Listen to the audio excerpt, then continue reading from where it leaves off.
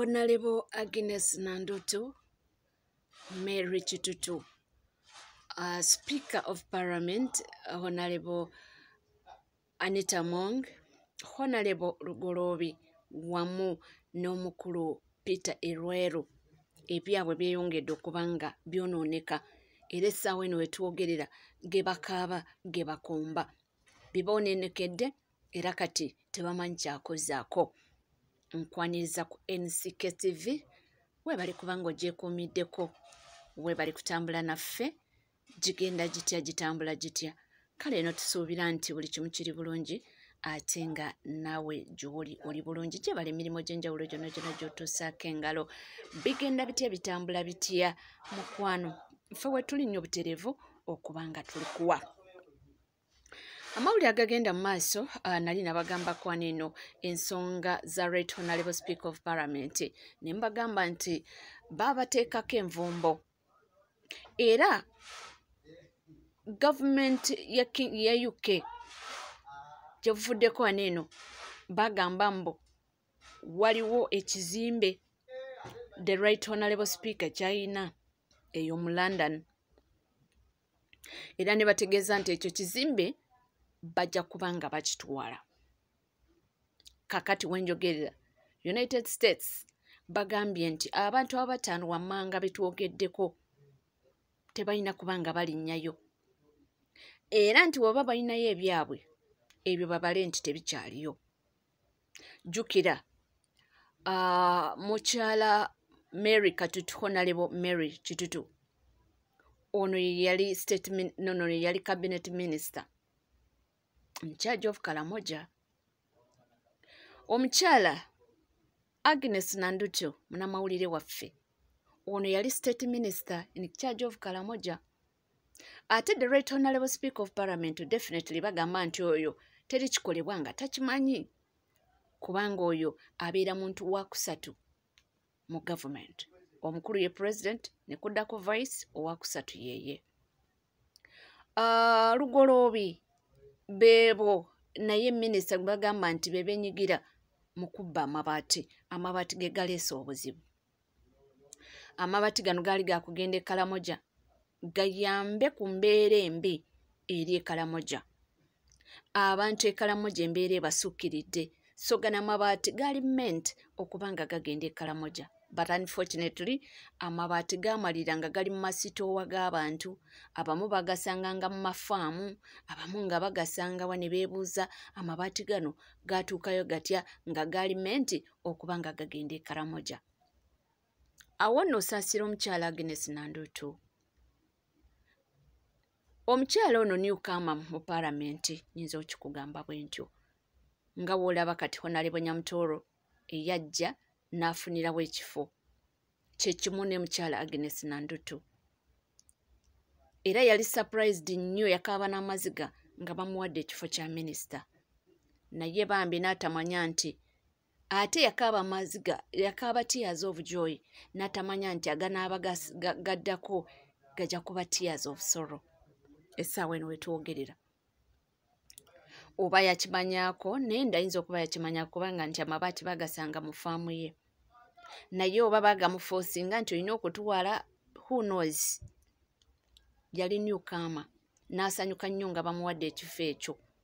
Naye kati essaawa eno ebiddiridde mukazi wattu teyenjoyingako ekifo ekyo n'okumala taamu yonna nedda. Ebintu ne byonooneka essaawa eno wetwogerera ge bakaaba ge bakumba. Ate omukulu Erwalu Peter Irweru oyo nno ebibyo mubitegeera nti yaduumira ekyali e Kasese, kati oyo naye bamutaddeko envumbo titalina kusaalimbirayo era munange nti waba alinayo ekikye akole ki ekyakyerabire. Jjukira gyevuddeko wano pulezidenti w'eggwanga yawandiisa ebbaluwa ng'awandiikira omukyala Anita Mong ebikwata ku nnyumba eyogerwako era ye avuddeyo nga womanyi ne yeedifendinga n'agamba nga bw'atalina ennyumba eyo tewaliyo nnyumba ye, nti ennyumba ekituufu waliyo eriyo naye mbu si ye, ennyumba erina nannyiniyo gw'atoogedde. Oba abadde tayagala kumwatuukiriza mannya tumbuuza, naye tamwogedde kujja akagamba bugambi nti ennyumba eriko nannyiniyo era nti nannyini nnyumba eyo mbu gavumenti ya UK e London nti ennyumba eri registered era nti bagimanyi era n'ategeeza mbu ebyo byonna abali mu bikola be bano abamulwanyisa bayise her enemies abatamwagalirako ddala nti lwakuba mbu yayogera ku nsonga y'ebisiyaga era ye kyakulembeza nti abo be bamulwana be bagezaako okubanga buli kyakola bakisuula wansi tebagala kumulaba mbu ng'asakisidinga mbu kyeva olaba baleeseewo ebiboozi ekiboozi after kiboozi ekiboozi after kiboozi ekiboozi after kiboozi mbu tebiggwayo kino kiba kyakaggwayo mbu ne baleeta kino era yagambye nti ebyo byonna bye bamutaddeko kibooziboozi mbu ababikola be bano ye beemanyidde obulungi abagezaako kubanga mbu bateekawo ebibooziboozi ebyo bibe nga byonoona erinnya lye bibe nga kale limwonoonera political career ye mbu gyazimbidde ebbanga mbu naye lwakuba yagaana okuba nga akkiriza ebyebisiyaga era kyakombye ku pasi n'agamba mbu ne bwe bakola batya tagenda kukikkiriza era mbu mu Uganda tajja kubikkiriza ebintu by'ebisiyaga okuba nga bigenda mu maaso. The Right Honourable Speaker agamba nti that is political persecution ekyaludde akyogera era ennyumba yo yagiwakanyiza in fact yagambye ennyumba gyeri naye siiye eriko nnyiniyo era nnyiniyo gwatasobodde kubanga amwantuukiriza mannya ndowooza oba ali mwatuukiriza olulala nze naawe awo simanyi naye bw'atyo bw'agambye nti niwe munaamulwanyisa mutya ye yajja kulemwa ye sipiika nti era ajja kumalako so naye saasira mukazi watyo Agnes Nandutu saasira omukyalo oyo anyway nze nyinza okugamba nti omusaasire oluusi munange simanyi nga we byali naye amasanyu ge gaali short lived kyensobola okugamba kubanga being a newcomer n'otuuka ne bakuweerawo ekifo n'olaba nga obulamu butambula ate mangu ago n'olaba ate ng'ebintu bikwefuulidde okomenkereza oli mu kadukulu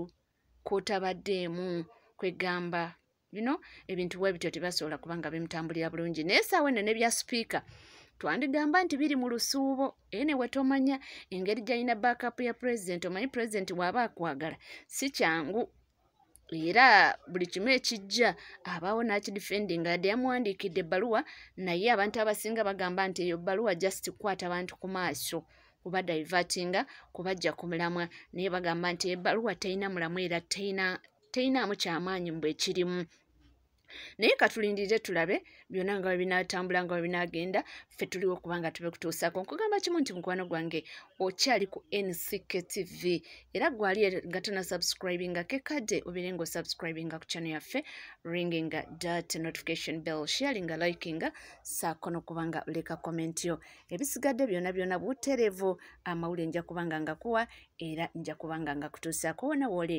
wona wosinzidde sigala naffe tovaawo.